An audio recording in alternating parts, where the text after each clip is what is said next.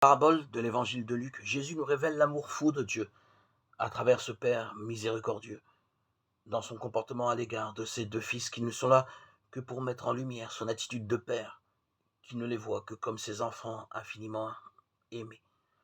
Le cadet revendique sa part d'héritage face au don gratuit de son Père.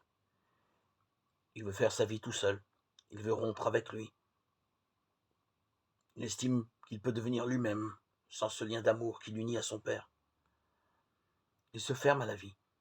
Il dilapide ses biens, ses dons, mais surtout sa capacité d'aimer. Il n'a pas compris que l'amour de Dieu n'aliène pas sa liberté, mais le construit, le restaure, le recrée. Le fils aîné, resté au service de son père, et qui n'a pas transgressé ses ordres, estime avoir acquis des droits. Il se demande à quoi bon avoir fait tous ces efforts pour accomplir les exigences de la loi si le premier pécheur venu, à savoir le fils de son père, qu'il refuse d'appeler son frère, a droit au même égard. Nous pouvons comprendre sa réaction, mais c'est à une autre logique, qui n'est pas à mesure humaine, qu'il est invité. Non pas celle d'être estimé digne, mais celle de l'amour incommensurable, du Dieu de tendresse et de vérité. Comme ces deux fils, nous portons nous aussi en nous-mêmes ces deux tentations. Nous perdre dans un plaisir égoïste, errer loin de la vérité de notre vie, ou nous croire juste et oublier la gratuité de l'amour.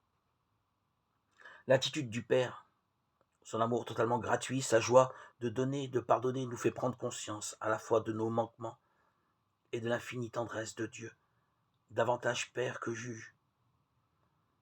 S'il juge la maladresse et la perversité de nos actes, Dieu, notre Père, regarde toujours chacune et chacun de nous avec une espérance qui nous réintègre pleinement dans notre dignité de fille et de fils bien-aimés. Voilà ce Dieu Père qui sort à notre rencontre. Comment ne pas l'aimer? Comment ne pas faire tout pour répondre à l'amour qu'il nous porte? Dans notre monde de violence, c'est avec Jésus, notre frère, qu'il nous faut apprendre à devenir ses fils et ses filles bien-aimés de Dieu.